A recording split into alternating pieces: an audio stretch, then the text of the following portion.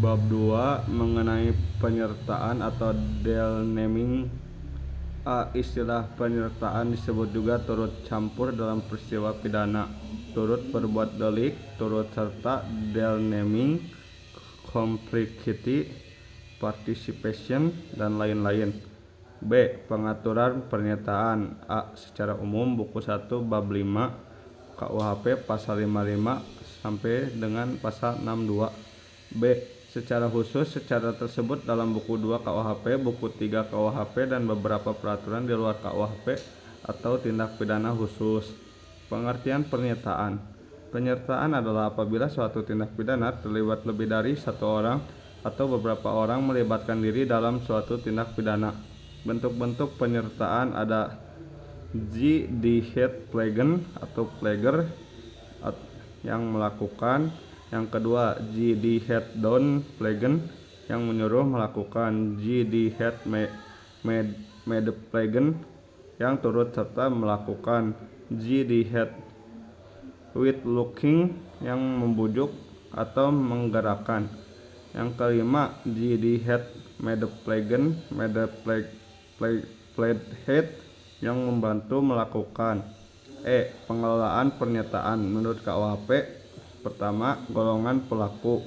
Bentuk 1 sampai bentuk 4 itu bukan pelaku tindak pidana tetapi pertanggungjawaban. Yang kedua, golongan pembantu. Bentuk 5 yaitu diatur dalam pasal 56 dan pasal 57 KUHP. Yang B. Menurut doktrin 1.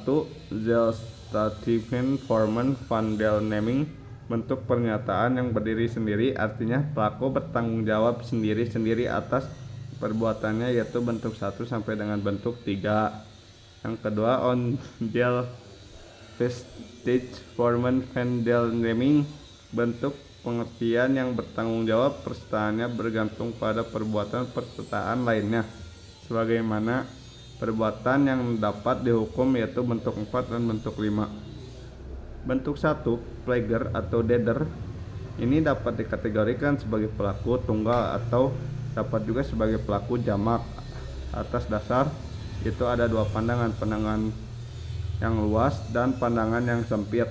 Jadi pelaku adalah orang yang melakukan sendiri perbuatan yang memenuhi rumusan delik, tetapi perbuatan pembuat UU tidak menentukan secara pasti siapa yang jadi pelaku, sehingga menimbulkan kesulitan dalam praktek. Bentuk kedua atau down plager atau menyuruh melakukan, yaitu orang yang melakukan tindak menggunakan orang lain sebagai perantara, tetapi perantara itu hanya berperan sebagai alat. Dengan demikian, down plagen mempunyai ciri ada dua. Yang pertama, ada dua pihak yang pelaku langsung. Yang kedua, dalam down plagen terdapat unsur-unsur. Yang A, alat yang dapat dipakai adalah manusia. Alat yang dipakai harus berbuat aktif. Yang C, alat yang dipakai tidak dapat dipertanggungjawabkan, dimintai pertanggungjawaban. Penyebab tidak dapat dimintai pertanggungjawaban pidana terhadap orang yang disuruh adalah karena orang tersebut hanya berperan sebagai alat atau pelaku material. Bentuk ketiga, turut serta melakukan atau made plager. KUHP tidak memberikan definisi, tetapi MVT memberikan pengertian bahwa orang yang turut serta melakukan made plager ialah orang yang dengan sengaja turut berbuat atau turut mengerjakan terjadinya sesuatu. Syarat-syarat turut serta melakukan made plager adalah A. Adanya kerjasama secara sadar. Kerjasama di sini harus ditunjukkan pada suatu perbuatan yang berupa kejahatan. Yang B. Ada kerjasama secara fisik atau psyche semen working.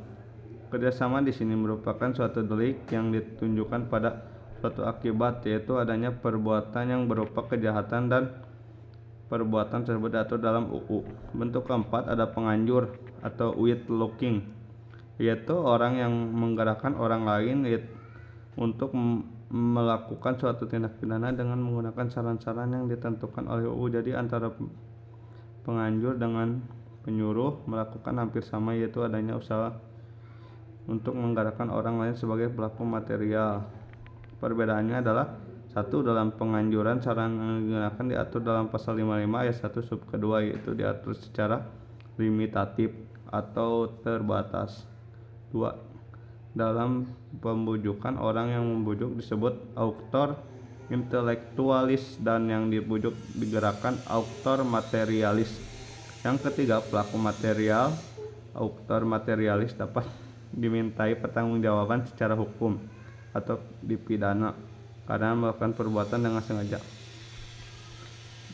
Dalam penyuruh melakukan, doenplegen saran menggerakkan tidak ditentukan, tidak terbatas, tidak eliminatif.